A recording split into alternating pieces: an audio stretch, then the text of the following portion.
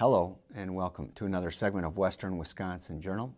I'm Jamie Johnson and I'm the government host, and we have a person here that will help us with county resources and so forth, and I'd like to introduce Julie Theisen. Julie, welcome to the show. Thank you for having me. It's a pleasure. Your official title is what? I am an AODA counselor, and I also specialize in prevention activities in St. Croix County.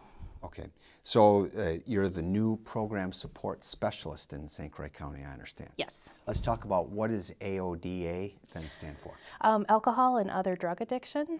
So we're basically looking at substance abuse issues and the counseling related to that. So it's not just illegal substance abuse, but includes alcohol, which is legal, right? Correct. Yep. Okay. Well, tell us a little bit about your background prior to coming to St. Croix County. What were you doing, and what's your education? So I graduated from the Hazelton Graduate School of Addiction Studies in 2014, and I started my career at Minnesota Adult and Teen Challenge in Minneapolis in their women's outpatient program. Came across the opportunity in St. Croix County in the fall and went through the application process and was gladly hired on with the county. In an area that I'm really passionate about, which is prevention. Okay. Now, this was a position that existed before you came to St. Croix County. You're replacing because the position was open. Correct. Yep. Okay. So let's talk a little bit about what the department or program that you're going to be heading. What kind of things do they get engaged in? There's several activities already in St. Croix County related to prevention of substance abuse.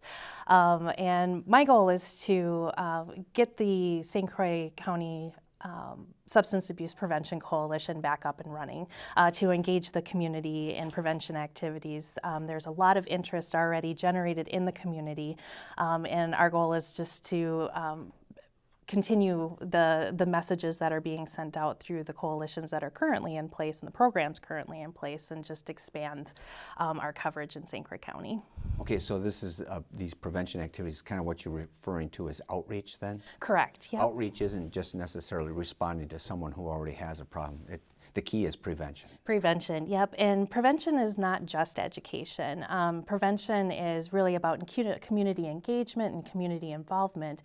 And we're really looking to look at the protective factors, the things that make our communities very positive, and building on those in order to prevent substance abuse from being introduced into the community.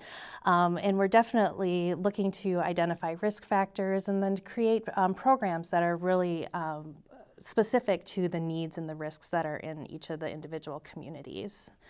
So we're looking to continue that dialogue, reduce stigma, and generally really just increase awareness. Okay, we're going to talk a couple ways that you're trying to increase awareness.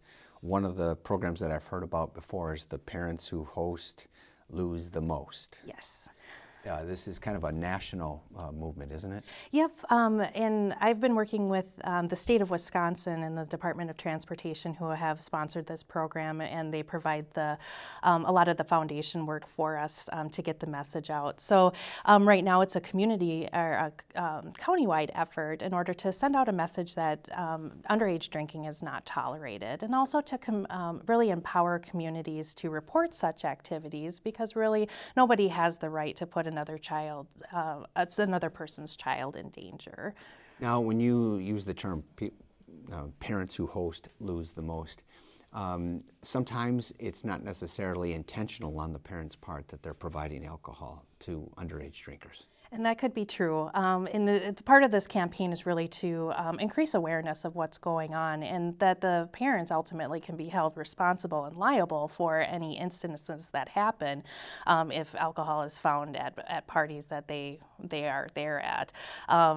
They'd be pretty hard pressed to find homeowners insurance that would cover such liabilities. And also we're looking at issues of binge drinking and accidental overdoses, and then accidents that may happen because of the alcohol use that, again, they're going to be responsible for. And among awareness is just the idea of having alcohol, especially in large amounts, left at home with underage people that are not supervised, correct? Correct, yeah. And you're up here at the county level, and so you're working with community-based organizations.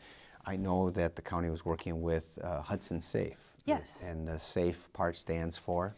Student Alcohol-Free Events. All right. I was on the Hudson Safe board when they were getting that close association, and actually we put up a web page with and promoted it at the student parent teacher conference. This is get parents to sign the pledge that they'll take an affirmative stance of not allowing alcohol events at their home with underage people. Correct. And SAFE has really done a wonderful job of expanding the program and really engaging with the parents and connecting the parents too, so that they know that they're not alone.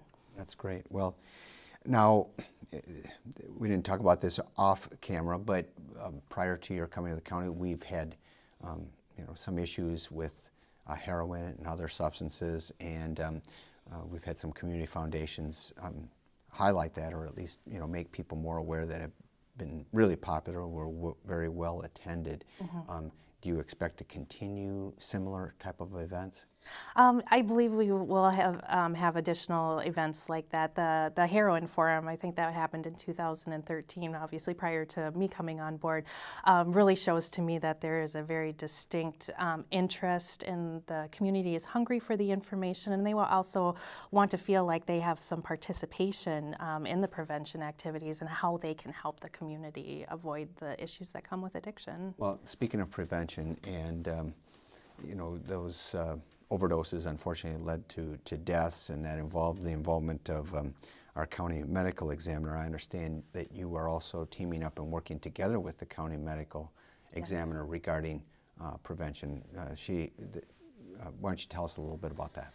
So Patty Shatner is the St. Croix County medical examiner, and she's been a fabulous host of information, and she's very well connected into the community and has a really deep understanding of the issues that St. Croix County faces.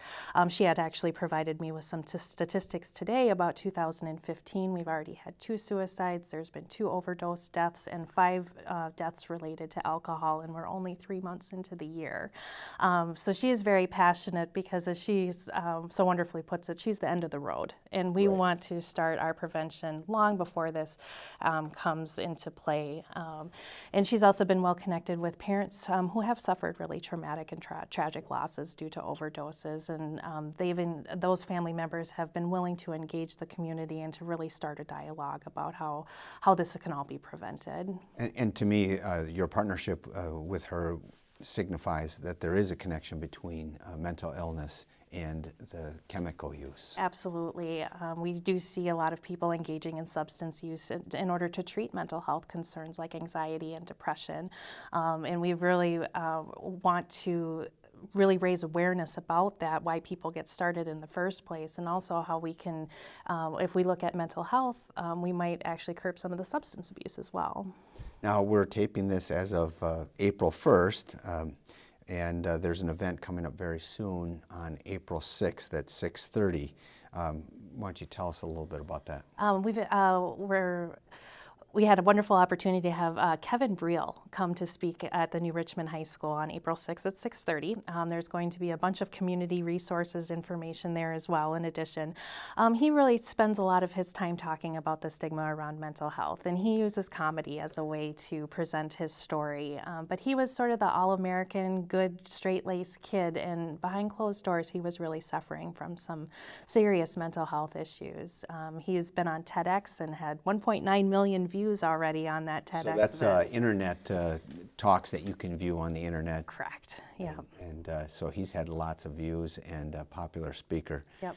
That's good. So trying to put it in a context where maybe it's still a serious subject, but something that people can deal with, because I think they hear mental illness, and in some ways that's even more scary to some folks than alcohol use, for instance. So. Okay, so you've indicated a couple different ways in which you're engaging the communities.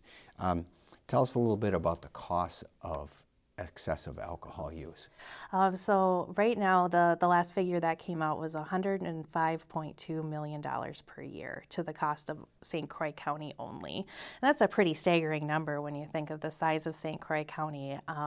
So the way that sort of breaks down is $11.6 million of that per year is spent on healthcare related issues to the alcohol use that's excessive, ER visits and injuries, and treating the medical medical concerns. $76 million of that is related to lost productivity. People are losing employment, or they're not performing very well at jobs or at schools. And so that's a huge societal loss to us. And, when it comes down to it, who's paying for it? Well, $44.3 million of that is coming out of the taxpayer's pocket in order to... Out of that total 105. Right, correct, yep. And then the people who are excessively drinking in their families are footing a bill of around $43.7 million of that per year. And then that last $11.7 million or so is the insurance companies, employers, people who are victims of crimes. So a very expensive disease we're dealing with. And I think that's something that maybe goes unnoticed, that it does impact the lower income folks quite a bit. But not just them, it also has an effect when it comes to our tax dollars, because we have many people who need government services, and yet this is a problem that transcends, though, just socioeconomic status. Right. And one of the other figures that, in looking at prevention, is for every dollar spent on prevention, you get a $10 return. And where we see that $10 coming back to us is the increased productivity, less crime, less need for judicial services, just a overall increase in the positive nature of people's lives. So that's why we tout prevention a lot of the time, because it's a very good investment. Okay, well, and exactly, with prevention, I mean, that starts also with parents setting a good example for their children. Absolutely. But let's say somebody hasn't set a good example for their children, and somebody is using alcohol. How do they know if they're using alcohol excessively, and what might be the signs or symptoms? Definitely seeing a decrease in school attendance would be a major red flag. Hiding alcohol, and there's a lot of signs and symptoms of excessive alcohol use. But if we're starting to see a trend of people who are getting underage drinking tickets, that might be a sign that something is not going correctly for them. An assessment is usually probably the best way. If parents are concerned that their children are using, they can certainly bring them in for an assessment and talk about their use, and then get a diagnosis from there. In my experience, many of the municipalities have programs for underage people who get drinking tickets to attend classes, have some awareness, and then that ticket will either be taken off their record, or they'll get some lenient treatment where they won't get their alcohol or their license suspended because of the use of alcohol. Okay. Are you aware of that? I know a little bit about it. I'm not very well versed in that. But you were mentioning then a pattern where if people get second and third, I know the punishment goes way up, but many times by that time it's also can be late in the game, if you will, because Right. I've seen accidents with underage drinkers and so forth. It's not just a couple of teenagers trying things out if Right. you're getting to the point of 2 or 3 tickets. So that's an example of being a guide for folks, and that's what you want to be as a community resource guide. Correct. How can folks learn more about this issue and more about what you do? The one thing, another project that we have that's been working in conjunction with Patty is a community resource guide. Our goal is to get this out to all of the school districts and as many community members as we can around the August time frame. And we're going to be looking at getting statements from all sorts of individuals at the county level, at the community level, and really sending out a message about how we feel about substance use and mental health issues in our community, and then also to offer some signs of hope as well, that recovery is possible in both of those areas. And then the last part of that guide is going to be strictly resources for individuals who are in St. Croix County. I think one of the struggles of getting people into treatment is people don't know where to start. They might see the signs and the symptoms, patterns developing, and nobody knows what to do. Yeah, when I attended that seminar put on by the Hudson Community Foundation about heroin, that was one theme you heard over and over from the families who had people who were using the substances, saying that they didn't know where to turn, or where they tried to turn, they weren't very helpful, and they had to travel so far. So you're trying to get all that information in in one guide. So that's going to become available in August. Yep. What can people do until August if that guide's not available till then? Is they just need to contact your office? Yep, the St. Croix County Health and Human Services website, you can definitely give us a call. We have several resources available. We have outpatient treatment services, an assessment. If people are looking for inpatient resources, they can certainly give us a call. If people have health insurance, we'll often recommend that they call their insurance company to see what benefits are available to them and what services are covered. But certainly they're always welcome to give us a call to find out some more information. Because some people might not know what to do if they have a loved one or somebody that they know or care about, if they have some suspicions, they just don't know how to approach it. You're saying your office would be a good resource for that. Correct. And so what's your phone number then?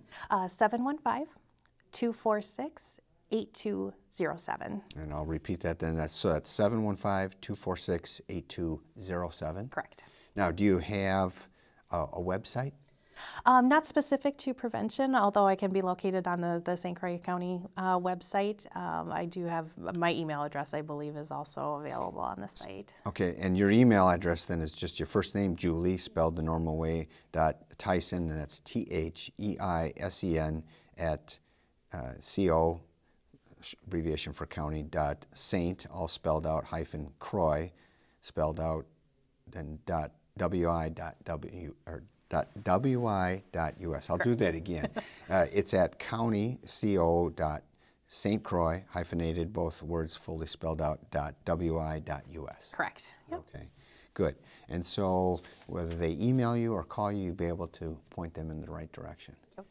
Now, is there anything else that you wanted to mention now? I think we covered the Hudson Safe, the Community Resource Guide that's in the process, and you mentioned about accumulating statements from people. Are you looking for people to contact you to have their stories being told, or? I would certainly be interested in knowing who is interested in learning more or participating. We have a fundraising event coming up on May 17th that we're going to be raising funds in order to put this community resource guide together. Oh, well, tell us a little bit about that May 17th. May 17th, yep. And what we have been doing is approaching the school districts, and we've been looking for volunteers that are willing to come and talk with us a little bit more about this fundraising event. It will be at the Orchard Place.